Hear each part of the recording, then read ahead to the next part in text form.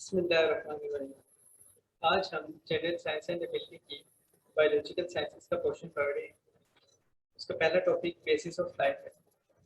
तो सेल क्या है, इसके बारे में पढ़ते हैं।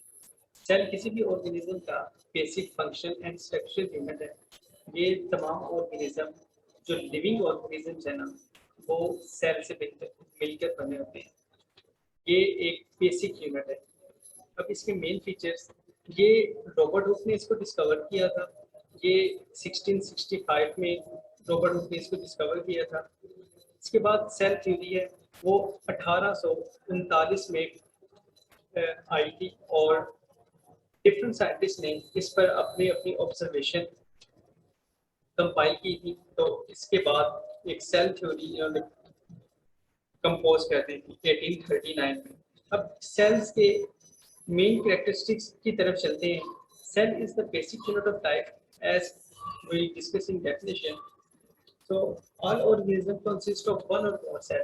कोई भी ऑर्गेनिज्म एक सेल से या एक से ज्यादा सेल से मिलकर बना होता है। अब सेल जो है वो अपने पेरेंट सेल से अराइज होते हैं। Cell arise from their pre existing cells. All cells have life cycle. अब हर एक सेल रिप्रोड्यूस होता है, उसके पास अपनी एक लाइफ साइकिल और अपना एक जेनेटिक मटेरियल होता है। ओके, तो अब हम सेल की हायरार्की देखते हैं। जो सेल हैं वो मिलकर टिश्यूज बनाते हैं और जो टिश्यूज हैं वो मिलकर ऑर्गन बनाते हैं। इसी तरह ऑर्गन जब मिलते हैं वो ऑर्गन सिस्टम को हम एक मुकम्मल ऑर्गेनिज्म कहते हैं या इंडिविजुअल कहते हैं। अब हम इनकी एग्जांपल्स देखते हैं। सेल सेल कोई भी हो सकता है, muscle cell, nerve cell, ETC. उसके बाद टिश्यू, मसल सेल, जैसे मैंने बताया सेल मिलकर टिश्यू बनाते हैं, तो मसल सेल और मिलकर मसल टिश्यू बनाएंगे। उसके बाद ऑर्गन ऑर्गन हार्ट है, लीवर है, स्टमक है, ईटीसी। इसके बाद ऑर्गन सिस्टम एक पूरा इंडिविजुअल बना देते हैं। अब हम सेल की टाइप्स के बारे में बात करते हैं। सेल दो तरह के हो सकते हैं, या तो प्रोकैरियोट्स या यूकैरियोट्स। प्रोकैरियोट का मतलब होता है, प्रो का मतलब होता है फॉल्स और कैरियोट्स का मतलब होता है न्यूक्लियस, और यू का मतलब होता है ट्रू और कैरियोट्स का मतलब न्यूक्लियस। तो हमें इससे पता चला कि prokaryotes have no nucleus, without nucleus they are primitive cells. Eukaryotes have nucleus and they are advanced cells. Prokaryotes का जो साइज होता है वो यूकैरियोट्स के मुकाबले छोटा होता है। ये इनका साइज 1 to 10 माइक्रोमीटर है प्रोकैरियोट्स का, और यूकैरियोट्स 100 to 1000 माइक्रोमीटर है। इसके बाद ऑर्गेनेल्स की बात करते हैं। तो प्रोकैरियोट्स सेल जो होते हैं उनके पास organelles, double membrane organelles absent होती है, लाइक माइटोकॉन्ड्रिया। और जो यूकैरियोट्स होते हैं उनके पास डबल मेम्ब्रेन ऑर्गेनेल्स होती हैं। डीएनए की जब बात की जाती है प्रोकैरियोट्स और यूकैरियोट्स की, तो प्रोकैरियोट्स का डीएनए सर्कुलर, जबकि यूकैरियोट्स का सर्कुलर नहीं होता। और जब इसके बाद रिप्रोडक्शन की बात करते हैं, प्रोकैरियोट्स की रिप्रोडक्शन एसेक्सुअल है, जबकि यूकैरियोट्स की सेक्सुअल रिप्रोडक्शन। ये थे मेन डिफरेंसेस। एसेक्सुअल रिप्रोडक्शन के बारे में बात करते हैं, तो ये होती है, इसमें पेरेंट की as it is same copies बनती हैं जो आगे डिवाइड होती हैं।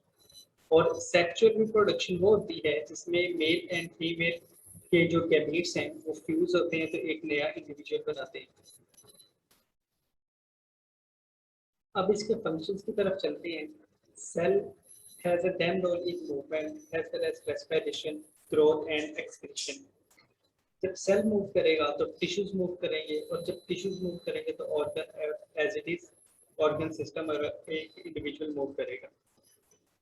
इसके बाद cell has contribute in respiration process, growth process and excretion. Excretion का मतलब होता है जो वेस्ट मटेरियल होते हैं विद इन बॉडी उनको रिमूव कर देना बॉडी से। तो सेल का पोर्शन कंप्लीट हो गया। अब हम सेल के पार्ट्स के बारे में बात करेंगे। तो इसका पहला पार्ट ये सेल वॉल है। सेल वॉल एनिमल सेल में एब्सेंट होती है और प्लांट सेल में प्रेजेंट होती है। अब जो एनिमल सेल है उसके बारे में थोड़ी सी इंफॉर्मेशन आपसे शेयर कर दूँ। ये सेंटर में एनिमल सेल का न्यूक्लियस होता है और इसके साइडों पर प्लॉट करती हुई ये सारी ऑर्गेनेल्स होती हैं। इसके अलावा अब प्लांट सेल पे चलते हैं क्योंकि एनिमल सेल में तो सेल वॉल होती ही नहीं। सो प्लांट सेल वॉल जो होती है वो सेलुलोज से मिलकर बनी होती है। इसके बाद इसका जो मेन फंक्शन है वो सपोर्ट है और प्रोटेक्शन। सेल वॉल जो साइटोप्लाज्म और अंदर ऑर्गेनेल्स होती हैं उनको प्रोटेक्ट करता है फ्रॉम आउटर इन्वेजन से। तो इसकी 3 लेयर्स हैं। सबसे पहले middle lamella, primary layer and secondary layer. Primary cell wall या सेकेंडरी सेल वॉल भी बोलते हैं इसको। सबसे पहले मिडल लेमेला बनती है। मिडल लेमेला दो सेल्स के दरमियान, ये आप देख सकते हैं, दो सेल्स के दरमियान सबसे पहले फॉर्म होती है। उसके बाद primary cell wall. Primary cell wall outer होती है और जो सेकेंडरी होती है वो इनर होती है। तो इस तरह के 3 सेल वॉल के बारे में मैंने आपको बता दिया। इसके बाद सेल वॉल के बाद सेल मेम्ब्रेन का पोर्शन आता है। Cell membrane is the inner covering after cell wall. ये बैरियर का काम करती है। ये इसके ये सेमी परमिएबल होती है और इसको सिलेक्टिव परमिएबल या सिलेक्टिव बैरियर भी बोला जाता है। जो सेल मेम्ब्रेन है वो अलो करती है मॉलिक्यूल्स को, जो स्मॉलर मॉलिक्यूल्स हो या आयंस हो, टू पास थ्रू इट। और जो लार्जर मॉलिक्यूल्स होते हैं लाइक लिपिड्स, तो इस पे सेल मेम्ब्रेन उनको पास होने का अलाउ नहीं करती। इसके बाद साइटोप्लाज्म की बात करते हैं। साइटोप्लाज्म फ्लूइड होता है, fluid matrix of the cell, about 90% of water. All organelles float in the cytoplasm. Cytoplasm का मेन फंक्शन क्या है? साइटोप्लाज्म का मेन फंक्शन ये है कि all organelles float in the cell और इसी के जरिए सारे ऑर्गेनेल्स अपना मटेरियल और आयंस वगैरह एक जगह से दूसरी जगह सेल पे ट्रांसपोर्ट करते हैं। All cells have cytoplasm. Next जो हमारा है वो न्यूक्लियस है। न्यूक्लियस को आमतौर पर कंट्रोल सेंटर भी बोला जाता है। ये हर सेल में मौजूद होता है और सेंटर में मौजूद होता है हर सेल के। जो न्यूक्लियस होता है उसके पास अपना डीएनए और राइबोसोम्स होते हैं। डीएनए जेनेटिक मटेरियल है। सो अब हम जेनेटिक इंफॉर्मेशन या जेनेटिक मटेरियल की बात करते हैं, लेकिन उससे पहले आपको मैं बता दूं कि जो न्यूक्लियस था उसको स्कॉटिश बॉटनिस्ट रॉबर्ट ब्राउन ने डिस्कवर किया था और इसी ने इसको नाम दिया था। अब हम जेनेटिक इंफॉर्मेशन की बात करते हैं। तो जेनेटिक इंफॉर्मेशन एक्चुअली होती क्या है? जेनेटिक इंफॉर्मेशन एक्चुअली डीएनए है और DNA stand for deoxyribonucleic acid. अब nucleus stores DNA as well as RNA. अब न्यूक्लियस के पास डीएनए है और अपना आरएनए है। तो डीएनए के पास जेनेटिक इंफॉर्मेशन होती है और आरएनए का काम होता है प्रोटीन की सिंथेसिस करवाना। अब हम डीएनए के जो सेक्शंस है ना, सिंगुलर यूनिट्स हैं, उनको हम जीन्स बोलते हैं। अब जीन्स जो होते हैं वो उनका अहम रोल है आई कलर मीन्स के transfer of hereditary material from parent to next generation and children. Eye colour and height, ये हेरिडिटरी मटेरियल है, ये पेरेंट से फर्दर आगे चिल्ड्रन में ट्रांसफर हो जाता है। अब हम आरएनए की बात करते हैं। तो RNA stand for ribonucleic acid. It is present in nucleus and make protein. इसके दो मेन प्रोसेसेस हैं जिनके बारे में हम बात करते हैं। सबसे पहले तो डीएनए की रेप्लिकेशन होती है। As it is asexual reproduction होती है डीएनए में। As it is same copies of DNA form होती हैं। उसके बाद दो प्रोसेसेस हैं, ट्रांसक्रिप्शन एंड ट्रांसलेशन। ये बहुत इंपॉर्टेंट और बहुत ही सिमिलर फंक्शंस हैं। अब ट्रांसक्रिप्शन प्रोसेस में आरएनए न्यूक्लियस के पास मैसेज कैरी करता है कि डीएनए की कॉपीज फॉर्म करें। उसके बाद translation process RNA configure amino acid to form protein and used in cell.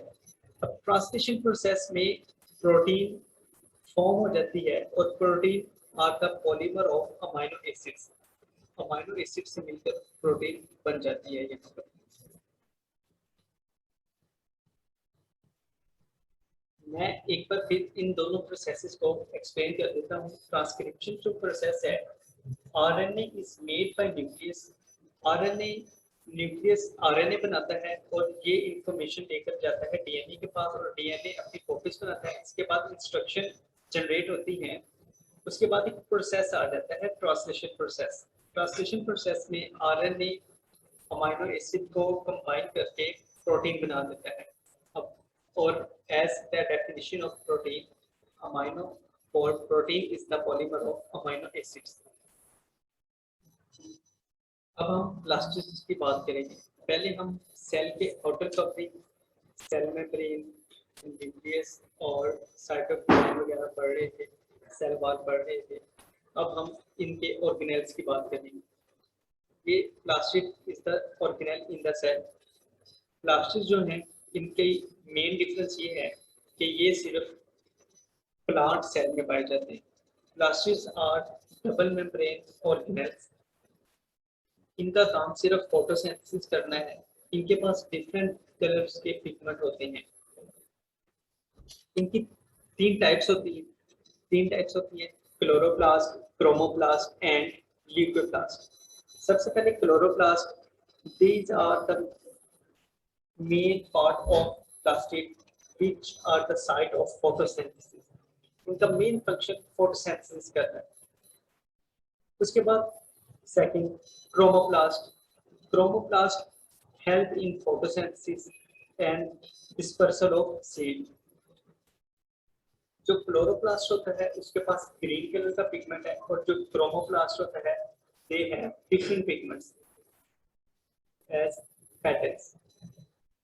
उसके बाद ल्यूकोप्लास्ट आ जाता है। ल्यूकोप्लास्ट का मेन फंक्शन होता है फूड स्टोर करना, लाइक स्टार्च।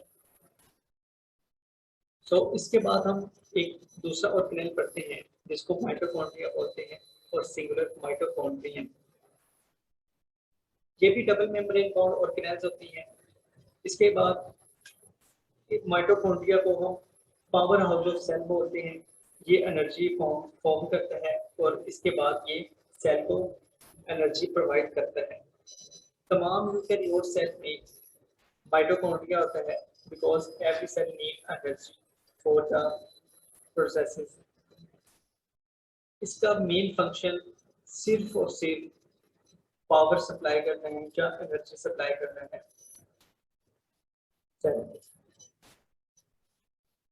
और जो एनर्जी माइटोकॉन्ड्रिया फॉर्म करता है वो एटीपी के फॉर्म में होती है। ATP is stand for adenosine triphosphate. इसके अलावा इसके एक दो और मेन फंक्शंस हैं जिसको हम पढ़ लेते हैं। Metabolism, respiration and heat produce करता है। इसके बाद वैक्यूल है। Vacuole also found in both cell, eukaryote and prokaryotes, animal and plant cell. It is only a membranous sac. It store water. All cell के पास होता है वैक्यूल। ये इसके अलावा जो यूकैरियोटिक एल्गी है इसमें वाटर के अलावा मेटाबॉलिक वेस्ट भी स्टोर होता है। अब इसका एक मेन डिफरेंस है एनिमल सेल में और प्लांट सेल में। ये न्यूक्लियस के करीब पाया जाता है और इसमें वाटर स्टोर होता है। As you know, plant cell में वाटर की जो कंसंट्रेशन है वो एनिमल सेल से ज़्यादा होती है। तो ये एनिमल सेल में छोटा होता है और न्यूक्लियस एनिमल सेल का सेंटर में ही अपीयर होता है। इसके बाद प्लांट सेल में वाटर की कंसंट्रेशन ज़्यादा होने की वजह से वैक्यूल का साइज लार्ज हो जाता है और जो न्यूक्लियस है प्लांट सेल का वो कॉर्नर में चला जाता है वैक्यूल की वजह से।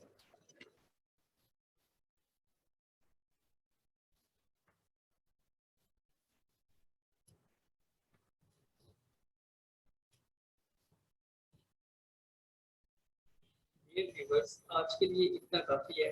तो एक बार हम इनको रिकैप कर लेते हैं। सबसे पहले पढ़ा हमने cell. Cell is the basic unit of life discovered by Robert Root. उसके बाद हमने पढ़ा सेल वॉल। सेल वॉल सिर्फ प्लांट्स में होती है और इसकी तीन मेन लेयर्स हैं, middle layer, primary layer and secondary layer. इसके बाद हमने सेल मेम्ब्रेन पढ़ा। सेल मेम्ब्रेन दोनों टाइप्स के सेल में होती है। साइटोप्लाज्म पढ़ा। 90% of water and organised protein the cytoplasm. उसके बाद हमने न्यूक्लियस पढ़ा। Nucleus is the control centre of every cell. It has genetic material DNA and also has RNA. उसके बाद हमने दो प्रोसेसेस ट्रांसक्रिप्शन और ट्रांसलेशन पढ़े। ट्रांसक्रिप्शन में जो इंफॉर्मेशन है या इंस्ट्रक्शन है वो डीएनए के पास जाती है और ट्रांसलेशन प्रोसेस में डीएनए प्रोटीन को फॉर्म कर देते हैं। उसके बाद हमने प्लास्टिड्स पढ़ा। प्लास्टिड की तीन टाइप्स हैं, chloroplast, chromoplast, leucoplast. These are the site of photosynthesis and stored starch. उसके बाद हमने माइटोकॉन्ड्रिया पढ़ा। Mitochondria is the powerhouse of cell and also damn role in metabolism as well as producing heat. उसके बाद हमने vacuole पढ़ा। Vacuole is membranes sac and found in all cells. ये large होता है प्लांट सेल में और स्मॉल होता है एनिमल सेल में। Okay, so we lost our topic and thanks for watching this video.